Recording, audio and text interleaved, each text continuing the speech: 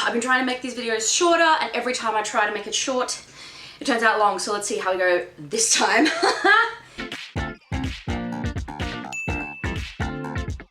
Hi guys, my name's Christy Grace. Welcome to Christy Grace Scarlet Pen. I am an author, creativity chaser, and book lover. Today we're focusing on book lover because it's been a minute, but we are back again and we're going to do another book versus movie. I realized I had a back catalogue of books that I had bought for this series that I was doing a while ago and just never got around to doing them, but they've been on my bookcase and I want to actually get through them. So we're going to do it. Here we go.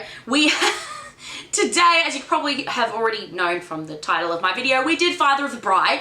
So here's the book that I actually have. So this is the book by Edward Streeter. So Father of the Bride, if you don't know Father of the Bride, there have been apparently now 3 remakes. I didn't know there'd been a newer one. I really mostly knew the Steve Martin one where it's just my favorite. But we have Mr. Banks, who is organizing the wedding of his only and eldest daughter.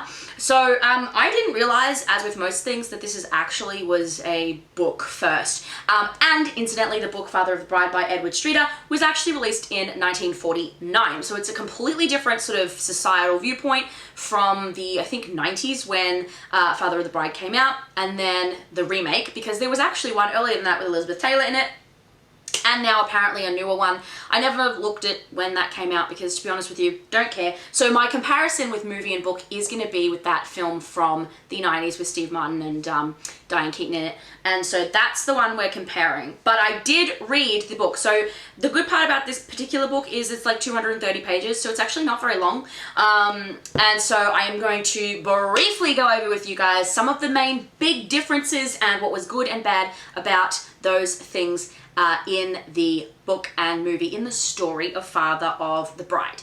If you want a more in-depth look, you can check out my blog. On my blog post, I have posted hopefully by the time this comes out, theoretically they come out at the same time, but a more in-depth look into a lot of the different nuance and the little different things that that took place there. So one of the things that I want to talk about is probably the biggest and most important thing. I'm going to start with that, which is the theme and the feel of the book and the movie. The story of Father of the Bride for me has always been this relationship between a father and his daughter. Something that the movie managed to capture just extraordinarily well was this incredibly beautiful relationship that, even though Mr. Banks was ridiculous and neurotic and crazy and super frugal and just really didn't understand it whatsoever what was going on and did not want his daughter to get married, there was still a huge amount of like deep affectionate care between father and daughter, and that was a beautiful relationship. I think that both the actors did, all the actors did a phenomenal job in that film in general, but this father-daughter relationship was just really beautiful to watch. You lost a little bit of that heart in the book, Father of the Bride book. There was less heart in it. There was still some moments which were nice, but for the most part, the story was really focused on Mr. Banks, on the father, which is understandable because it's called Father of the Bride. But you really didn't get as much heart and loving sort of relationship. It was more the process of what a father goes through in that wedding situation in the 40s. But I loved that the movie sort of took it that step further and really developed that relationship between the father and the daughter, and that was really on display. So that was something that was different and that I really loved that the movie did. I will say too, the movie was funnier. Something that was really interesting in the book was that there are actually illustrations which are really fun and cute and relate to what's happening on the page or the page before. That was really cute and really fun, but in general, like the antics that they got up to, like falling in the pool and some of the other crazy things that they got up to in the movie was just way better. It was way more interesting, it was way more hilarious, and I really liked that element.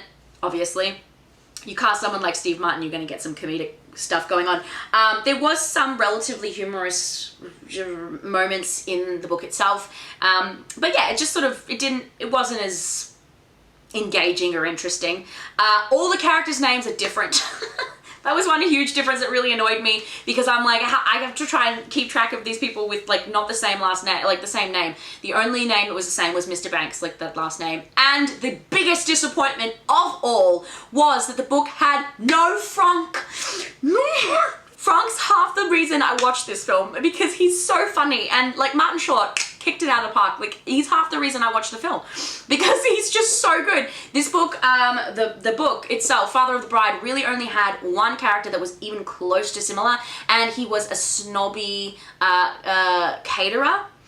That was the extent of it though. He was just a snobby caterer. Like I feel like Frank handled so many more elements in this wedding planning situation, and it was just genius and so funny, and I just loved that. And he wasn't in the book, and I was very disappointed. I sort of had an idea that he wouldn't be. Let's do it overall. Let me see. Okay, how am I gonna wrap this together in a bow?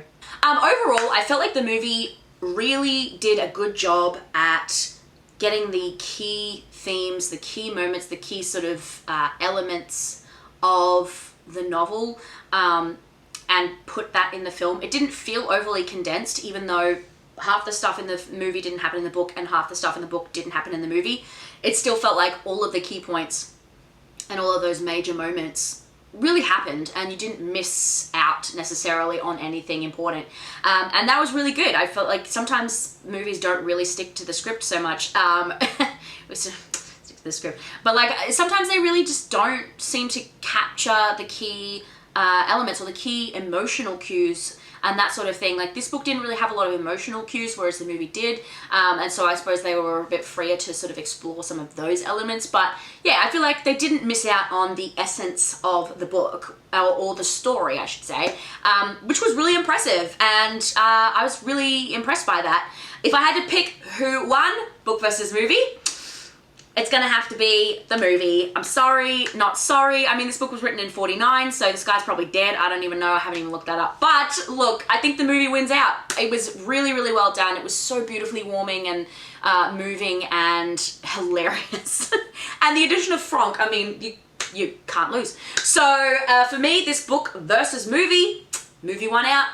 Movie won out. Come back next time because I will be doing another book versus movie. I have some really fun things that are in the wings. I have some books that are already purchased that are on my bookshelf. Don't worry, I'm not buying any extras. So I believe there's only about 4 or 5 more. So, you know, maybe then if we still like these things, I'll keep going. But otherwise, well, that's it for today, and I will see you guys in the adventures.